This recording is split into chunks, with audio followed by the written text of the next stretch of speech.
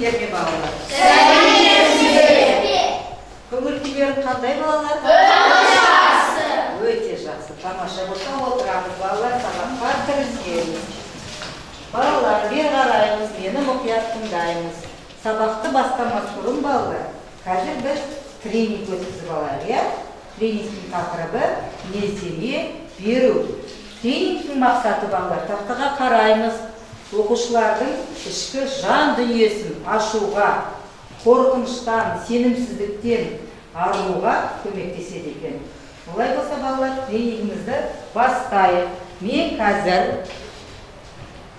сыныптағы әрбір оқушының әрқайсына 2-3 сөйлемнен тұратын сипаттама айтамын. Білім алушылар сол сипаттамаға сай жасырылған оқушыны табады. Дайынсыңдар ма балалар? Дайынбыз, өте жақсы. Ал енді бірінші баланы жасырайық балалар. Сабақты өте жақсы оқиды. Өзіне берілген тапсырмаларды тиянақты орындайды. Мектептен өтетін іс-шараларға белсене араласады. Ол кім екен балалар?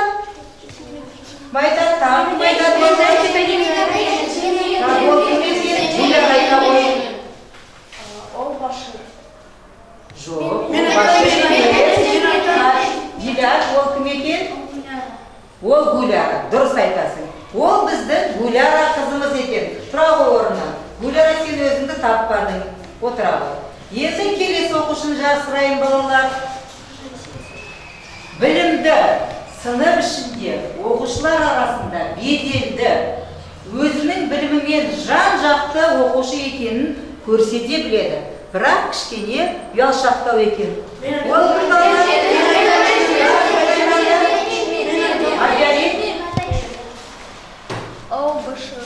Ол Башир. Тура тапты ма балалар? Тура тапты. Ол біздің Башир баламыз екен. Отыра ғой. Ал балалар, келесі оқушыны жасырайын. Мұқият тыңдаймыз. Білімді, көпшіліктің сөзін көтере бермейді. Тез ашуланады. Бірақ өзіне сенімді оқушы. Ол кім екен балалар? Кім айтады? Абиали? Бұл Айлин ба балалар? Жоқ, бұл Айлин емес. Хасан? Бұл Айсел де емес. Руслан? Бұл кім? Диляр ба балалар? Дияр ма? Дұрыс, өте жақсы. Тұра ғой орнынан. Бұл Дияр екен. Отыра ғой. Енді келесі ең соңғы оқушыны жасырайын балалар. Білімді, сабақтан бостан босқа қалмайды себепсіз, бірақ сәл ұялшақтау, бірақ өте мейірімді. Ол қай оқушы екен балалар? Шуламаймыз балалар. Башир? Бұл Айсел ма?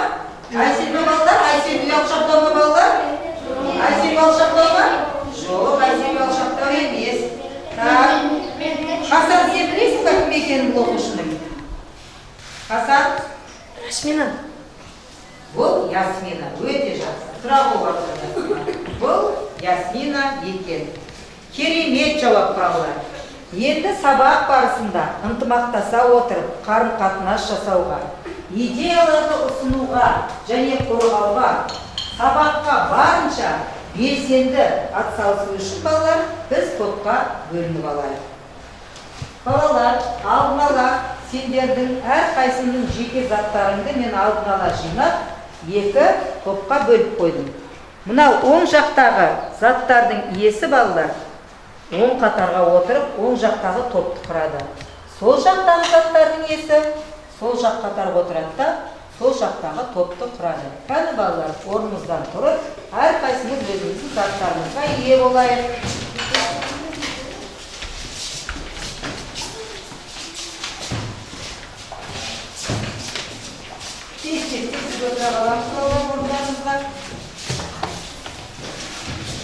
Балалар, әркім өз заттарын дұрыс тапты ма? Дұрыстап топқа бөліндік па? Өте жақсы балалар. Енді келесі тапсырма балалар, үй тапсырмасын тезірек пысықтап алайық. Бәріміз мұқият тақтаға қараймыз. Серпілген сауал әдісі арқылы сұрақтарға тез жауап береміз.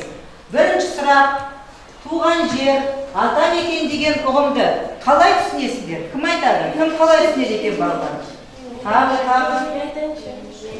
Алайын, бастай ғой. Біздің кіндік қанымыз төгілген ата бабамыздың бізге дейін сақтап қалған қадірлі жер.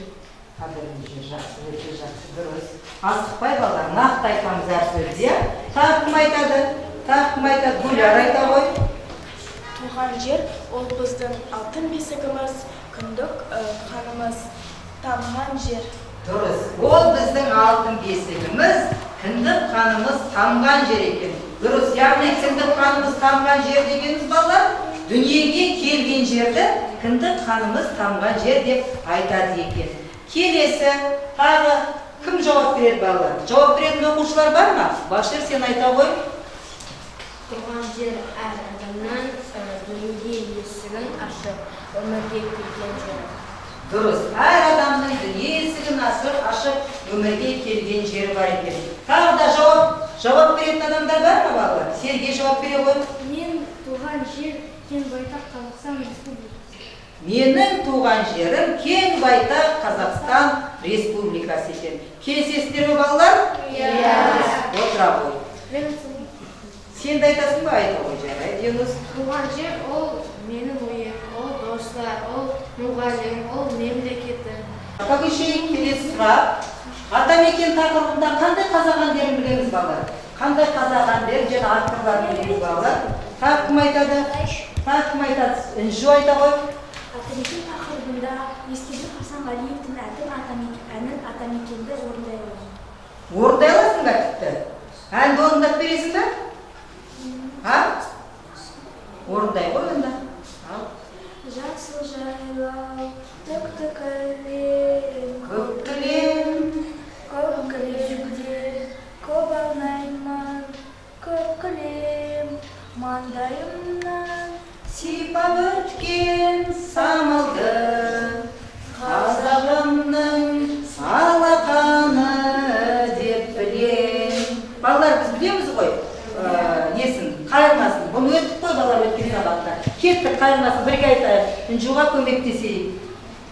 Қайда жүрсем, атамекен, көкейімде жасыл екен, күнімізді ұясына қимай оны бар екен. Керемет, Інжу, отыра ғой. Өте жақсы, отыра ғой. Тағы кім қандай қазақ әндерін біледі балалар? Тағы Айлин. Бекболат Тілеуханов орындайтын елім менің әні. Тағы да Зияр. Роза Рымбаева орындайтын Атамекен әні. Роза Рымбаева орындайтын да Атамекен әні бар екен. Руслан айтам дейді, Руслан айта ғой. Республикасын мемлекеттік Әнұраны, дұрыс айтасың. Қазақстан Республикасының мемлекеттік әнұраны екен.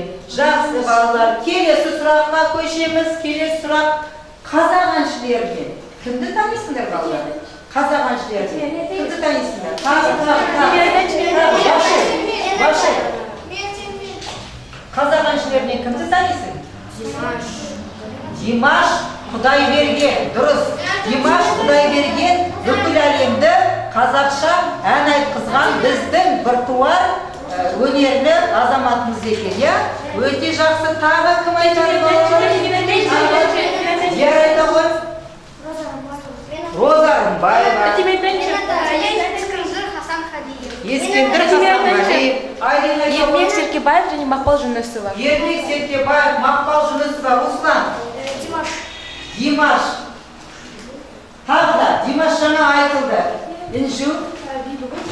Бибігүл Төлегенова. Дұрыс, отыра ғой. Жеткілікті балалар, жақсы. Сендер қазақ әншілерін жақсы біледі екенсіңдер. Енді келесі сұраққа көшеміз балалар. Ең соңғы сұрақ: елдегі татулық пен бірлікті біз білеміз балалар, біздің мемлекетіміз көп ұлтты мемлекет. Мемлекетімізде 130-дан аса өзге ұлт өкілдері тұрады, балалар? Енді осы өзге ұлт өкілдері елдегі татулық пен бірлікті қалай сақтап жатыр балалар? Жалпы Қазақстан халқы кім айтады? Білмеймін. Софы айта ғой. Қазақстан бұл ортақ жер, біртұтас халық және ортақ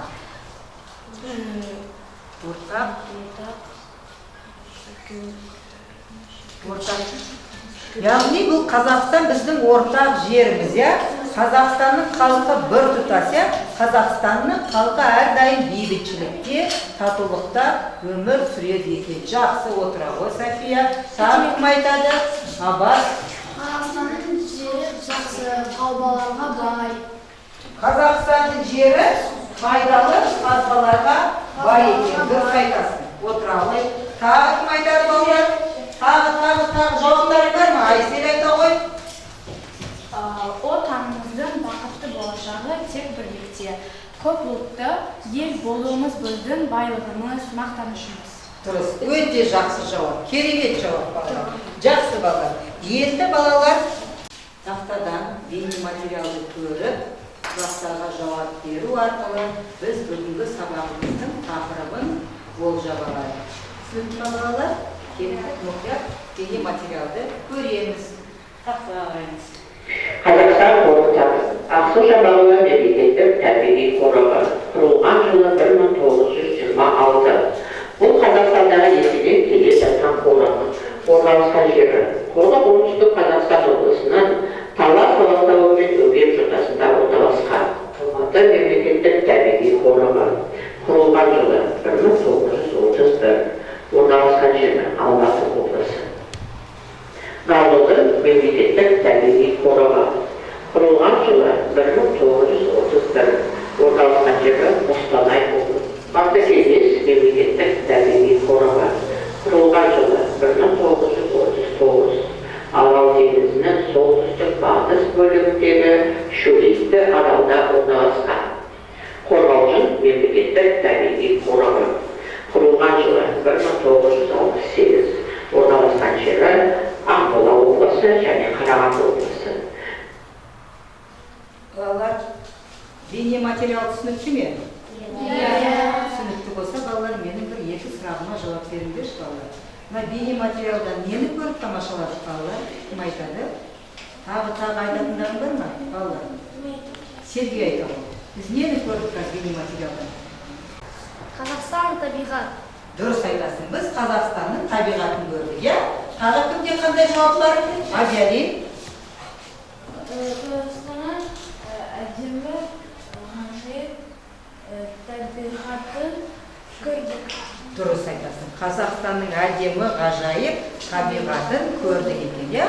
Келесі сұрақ балалар. Қазақстанның табиғаты қандай екен? Кім біледі, кім айтады балалар Қазақстанның табиғаты? Кім айтады? Гүлар? Қазақстанның табиғаты өте әдемі және сұлу. Өте әдемі және сұлу екен. Тағы кім айтады балалар? Айлин? Қазақстан табиғаты өте әдемі. Ояқта өзен, көлдер де, таулар да өте көп. Бір сөзбен Қазақстанның табиғаты ғажайып. Бір сөзбен айтқанда Қазақстанның табиғаты ғажайып екен. Өте жақсы. Келесі тағы кім айтады балалар Қазақстанның табиғаты туралы? Сергей, сен айта қойшы.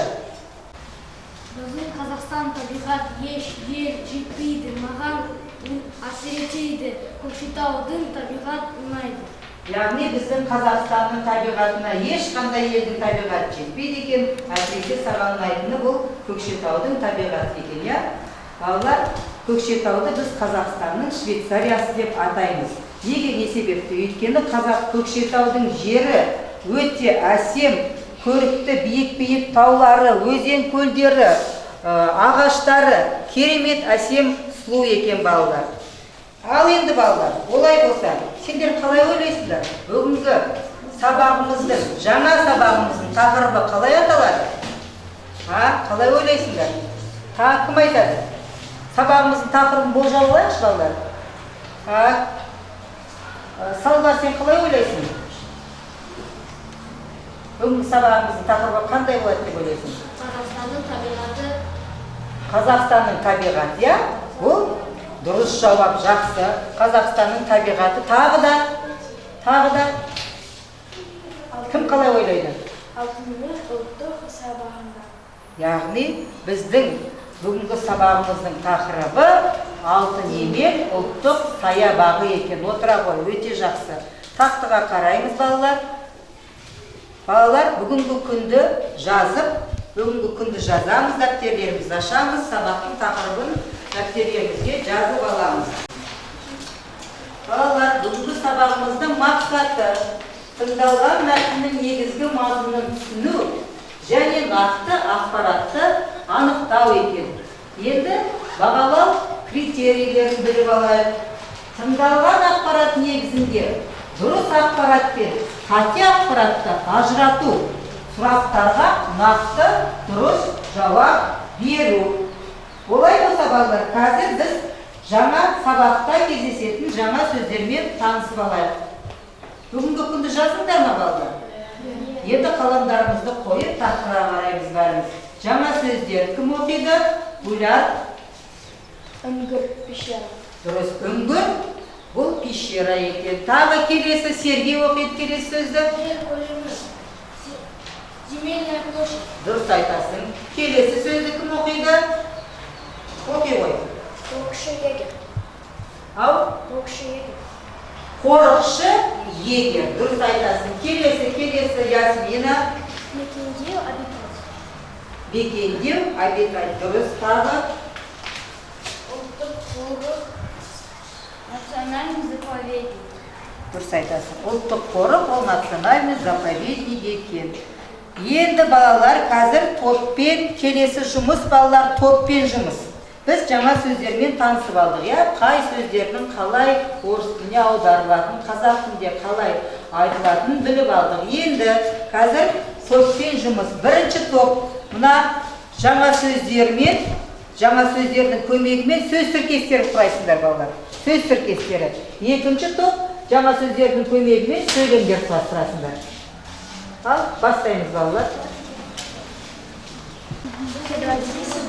Бірінші сөз үңгір екен.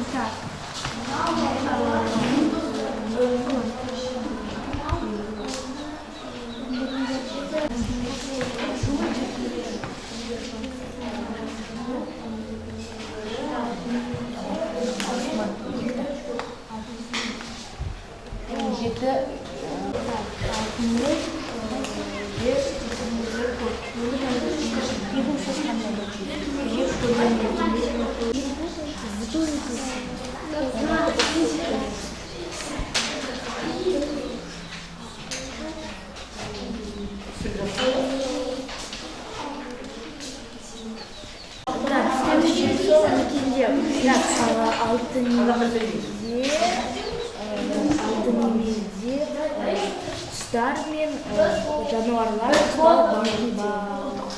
мекендейді. Тапсырмаға қай топ бірінші дайын екен? Кім айтады? Так, сендеріңіз балалар, тапсырмалары мына жаңа сөздермен сөз тіркестерін құрасыз, иә? Ал үңгір сөзімен қандай сөз тіркесін құрасыз? Аюлардың үңгірі. Аюлардың үңгірі, иә? Аюдың үңгірі. Дұрыс айтасың. Тағы келесі сөз жер көлемі. Жер көлемі үлкен. Жер көлемі үлкен. Дұрыс. Келесі сөз қорықшы. Қорықшы сөзімен кім сөз тіркесін құрастырады? Кім дайын қорықшы? Айсен? 17 қорықшы. 17 қорықшы. Тамаша. Келесі. Руслан. Қалай? Аюлар мекендейді. Аюлар мекендейді. Дұрыс. Сендерге берілген тапсырма жаңа сөздермен сөйлемдер құрастыру. Ал кім оқиды Башир? Айта ғой. Алтын емелді үлкен үңгілері көп. Қалай? Алтын емелді үлкен үңгілері көп. Алтын емелде үлкен үңгірлер көп? Жақсы. Тағы келесі жер көлемі. Софа? Алтын емелде жер көлемі 460 мың гектар құрады. Алтын емелдің жер көлемі 400 қанша? 460 гектар құрады. 460 гектарды құрады екен. Дұрыс, жақсы, тамаша.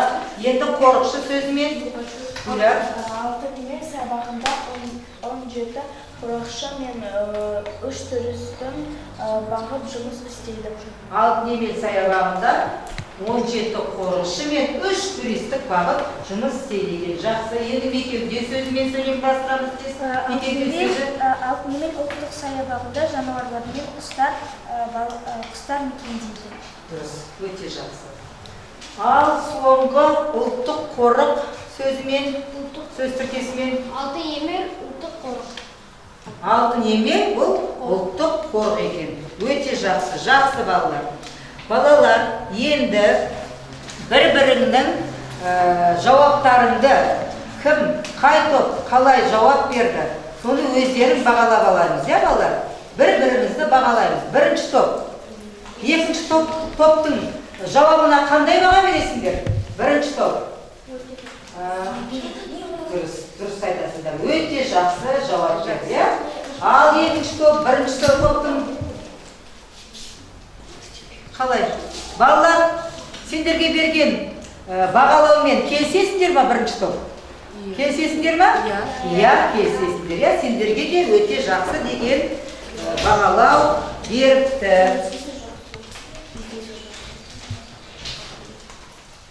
Балалар, енді тағы да бейнематериалға кезек келді. Тақтаға қарап бейнематериалды мұқият тыңдап аламыз. Тыңдаймыз. Жетісу қазақ жерінің сұлу табиғатының ерекшеленетін өңірлердің бірі. Асам Алатау мен ірі Ақсу секілді арынды өзендермен көз тартқан өлкенің өткен аптадан әнші құл атанған табиғи ескерткіштермен таныстырған еді. Ал бүгін Жетісудың Алтын Емел кереметін көрсетпекпіз. Ендеше экранға зер салыңыздар. Алтын Емел асуы Жоңғар ұлттығының оңтүстік батысында Алтын Емел жобасымен Матай тауының арасында теңіз деңгейінен 1711 метр биіктікте орналасқан.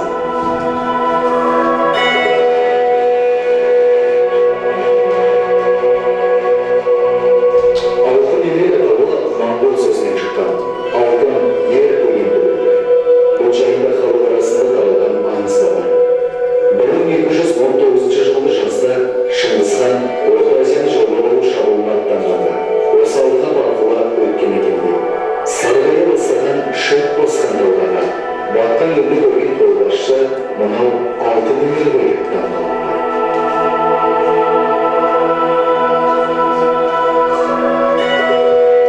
Ертедегі көшпенділер алғашқы географиялық карталарын осындай ұқсастық атаулар негізінде жасады деп белгілі.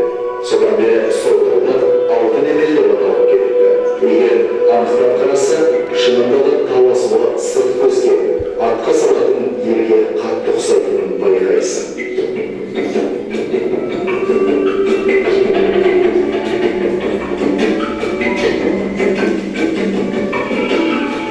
Алтын Емел орта палеозой және пермь дәуірлерінің гранитті, эфузитті, тағы басқа жұмыс шөгінділерінен құралған.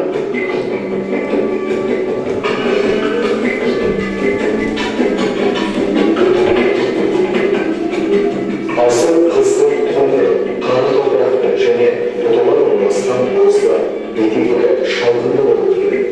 Өңір жылына 4-5 ай салқын болады. Шоқан Уәлиханов 1858 жылы Қашқарияға сапарында осы асыл арқылы құрамында 43 адам, 104 түйе, 65 салт және жүктелген атылар керуеніне кірген.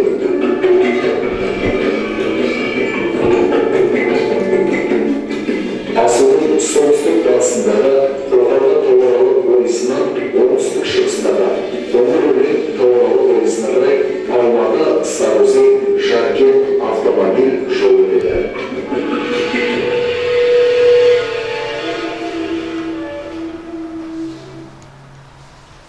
Балалар, назарларымызды тағы тақтаға аударамыз. Қазір тақтадан мәтінді оқимыз және тыңдалым арқылы мәтінді тыңдаймыз мұқият. Содан кейін балалар мәтін бойынша тапсырмалар орындаймыз. Түсінікті ме балалар? Жарайды. Мәтінді тыңдаңыз. Алтын Емел 1919 1996 жылы Алматы облысының Кербұлақ ауданында ашылған ұлттық саябақ. Ол Іле өзенінің солтүстігінде орналасқан. Жер көлемі 460 мың гектар. Оның құрамына Үлкен Қалқан, Кіші Қалқан тауларының қасында орналасқан табиғи ескерткішінің бірі Әнші құм кіреді. Мұндай әнші құм табиғатта өте аз кездеседі. Алтынемел саябағы археологиялық ескерткіштерге бай. Онда түрлі көне суреттер салынған тастар мен үлкен үңгірлер көп. Алтынемел ұлттық саябағында 1800-ге жуық өсімдіктің түрі, 56-ға жуық жануардың түрі, балықтар, құстар бар. Олардың көбі Қазақстанның қызыл кітабына кірген. Айналада биік ағаштар, өзен, көлдер де мол. Оларға жан-жақтан келген туристер қызыға қарайды. Саябақта 17 қорықшы бекеті мен 3 туристік бағыт жұмыс істейді.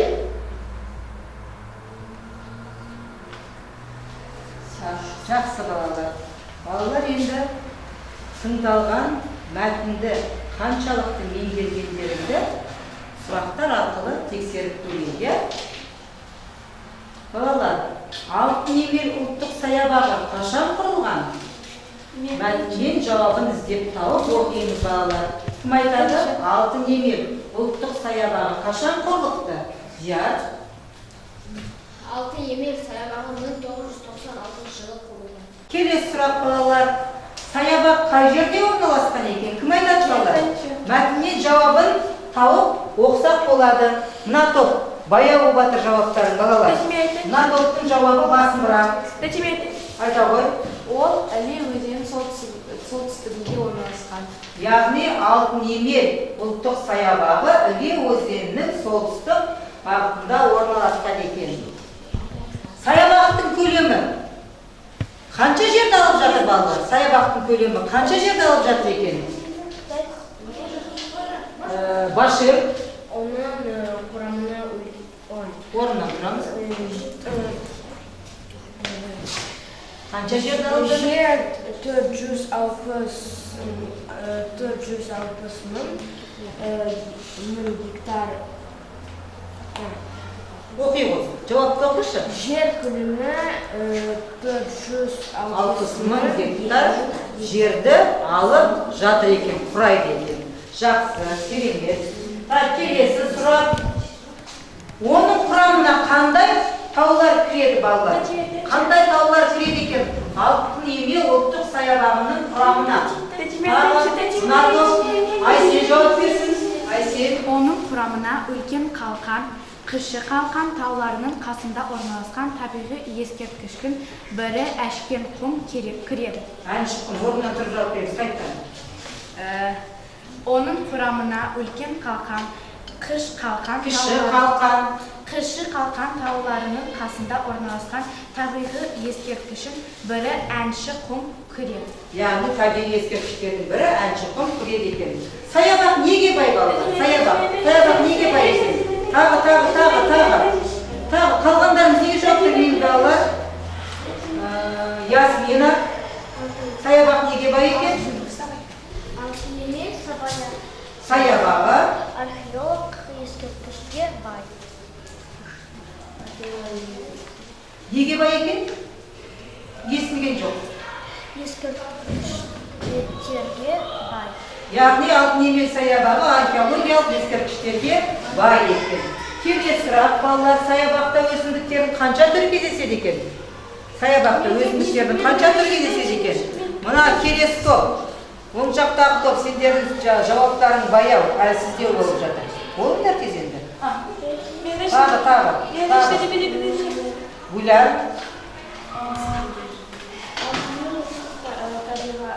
Табиғи саябағында Қат жауап береміз. Нақты. Жазыңыздар.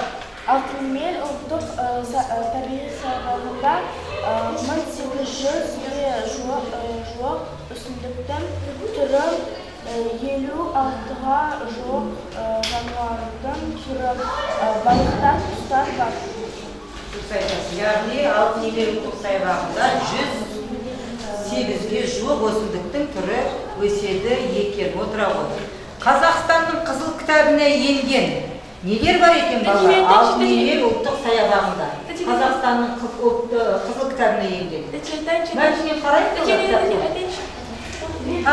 Басқа диар. 56-ға жуық жануардың түрі, балық, құстар бар. Олардың көбі Қазақстан қызыл кітабына кірген. Дұрыс екен, дұрыс айтасың. Яғни балықтың түрлері, жануарлардың түрлері, өсімдіктердің де бірнеше түрлері Қазақстанның қызыл кітабына енген екен. Келесі сұрақ балалар. Қазір саябақта неше қорықшы бекеті және неше туристік бағыт жұмыс істейді екен балалар? Тағы кім? Объявим.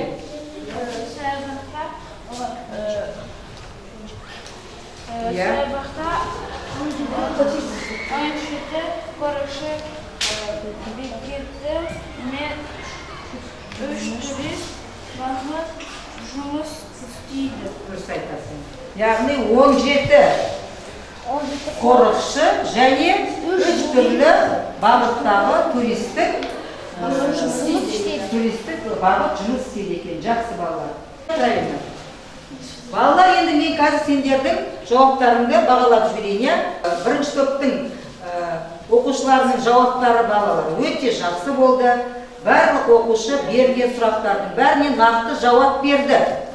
Екінші топтың жауаптары да балалар жақсы болды, бірақ бірінші топқа қарағанда сәл салғырттау болды екінші топтың жауаптары. Келісесіңдер ме балалар? Келісесіңдер ме? Ештеңе жоқ. Қазір сабақтың барысында сендер де жақсы жауап береді деген үміттеміз. Балалар, сабағымыздың келесі тапсырмасы сандар сөйлейді. Қазір балалар мәтінде берілген сан есімдерді атап толық сөйлем құрастыру және оқу. Кеттік балалар, тапсырманы орындаймыз. Мәтінде тақтада берілген сан есімдерді қатыстырып сөйлемдер құрастырамыз.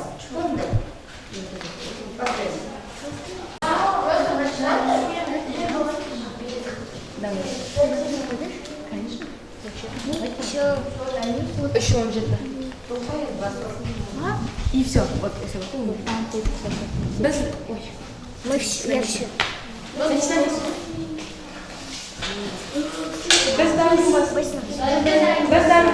Бірінші топ дайын екен, жауаптарын тыңдайық балалар. Бірінші бізге берілген сан есім балалар 1996 жылы. Тағы Рустам. Алматы облысының Кеңбулақ ауданында ашылған Алтын саябақ. Сан есімді қолданбайсың, Рустам. Сан есімді қолдан. Сан есімді. Употребляй сан есімді. Так, я сен жөнде қойшы жауабын, Рустамның. Яғни 1996 жылы Алматы облысының Кеңбулақ ауданында ашылған Алтын саябақ. Яғни 1996 жылы Алматы облысының Кербұлақ ауданында ашылған ұлттық саябақ. Бұл қалай аталады ұлттық саябақ? Алтын емел деп аталады екен. Дұрыс. Келесі сан есіміміз 460. Мына тоқтан сұрайық. Гүләр. Жер көлемі 460 мың гектар. Яғни жер көлемі 460 мың гектар екен. Ненің жер көлемі? Алтынемел ұлттық саябағының жер көлемі екен. Келесі сан есіміміз 1800. Так. Амира. Алтын емер ұлттық табиғи саябағында жүзге жуық өсімдіктер түрі бар. Жақсы. Келесі. Елу алтыға жуық. Диар. 56-ға жуық жануарлар түрі бар. Яғни алтын емер ұлттық саябағында 56-ға жуық жануарлардың түрлері бар екен. Келесі сан есіміміз 3 саны. 3 саны Сергей. Турамын орны, тұр. Саябақта 17 қоқшының. 3 туристік бағыт жұмыс істейді.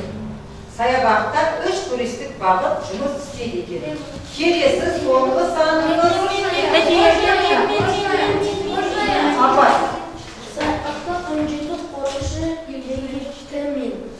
Яғни 17 қорықшы жұмыс істейді екен саябақта. Дұрыс, жақсы балалар, өте жақсы. Енді балалар сабағымыздың соңғы кезеңіне де келіп жеттік. Балалар, сонымен бүгінгі сабағымыздың тақырыбы қандай екен? Бүгінгі сабағымыз тақырыбы қандай болды балалар? Бәріміз бірге айналамыз ба балалар? Алтын емер ұлттық саябағы екен. Сабақ түсінікті ме балалар? Олай болса қазір балалар кері байланыс парағын маған толтырып көрсетесіңдер. Кері байланыс парағында балалар тақтаға қарайын. Біз бұрында бұл кері байланыс парағын толтырып жүргенбіз, яғни егер сендерге сабақ ұнаса және тапсырманың барлығын дұрыс орындасаңдар, желкенді жасыл түске бояйсыңдар. Егер сабақта белгілі бір қиындықты кездестірген болсаңдар, желкенді сары түске бояймыз. Ал егер сабақ барысында мұғалімнің көмегі қажет болған жағдайда балалар, сендер желкенді қызыл түске бояйсыңдар. Мысал үшін мұғалімнің көмегі қажет болған жағдай оқушы болды. Солай ма балалар?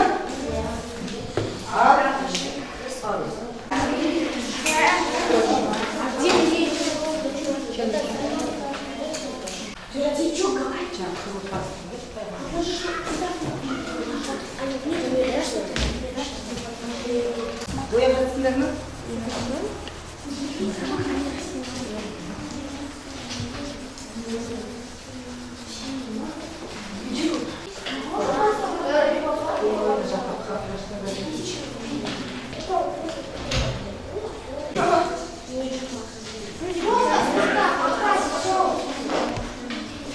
Кері байланыс парақтарын дайын болса, жасыл түске боялған балалар, кемені бояған балалар тақтаға шығайықшы тесте, жасыл түске боялғандар.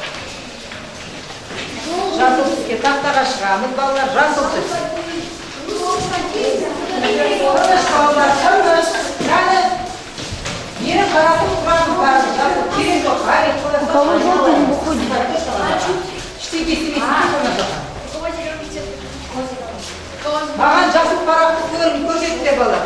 Бұл дегеніміз не балалар? Жасыл парақ дегеніміз бәрімізге сабақ ұнады, сабақ түсінікті болды деген сөз, солай ма балалар? Жақсы, отыра қойыңдар енді. Енді сары түске боялған оқушылар. Сары түске.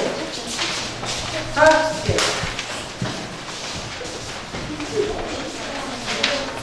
Сары түске бояған ұшақ оқушы екен, Сары түс дегеніміз кішкене сабақ барысында кездестірген қиындық болды. Қандай қиындықтармен сендер кездестірдіңдер балалар? Маған бейне материал кішкене түсіну қиын болды. Яғни бейне материалы сен толық түсінбедің, бейне материалдың мазмұны. Жарайды. Маған сөйлем құрастыруға Сөйлем құрастырып кішкене кедергі келтірді. Жақсы отыра қойыңдар. Қызыл түске бояған желкенді кім екен балалар? сұрақтарда қиын болды. Сұрақтар саған қиын болды, сұрақтарға жауап берген кезде сен жауабын таба алмай, мұғалімнің көмегіне жүгіндің. Отыра қой, жақсы отыра қой. Балалар, сабақ түсінікті болса, үй тапсырмасын күнделіктерімізге жазып алайық.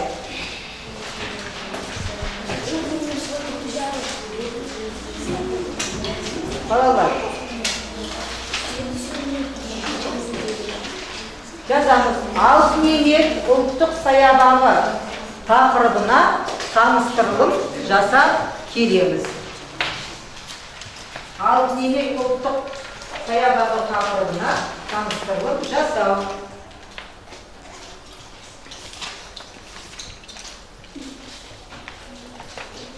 Үй тапсырмасын жазып балалар.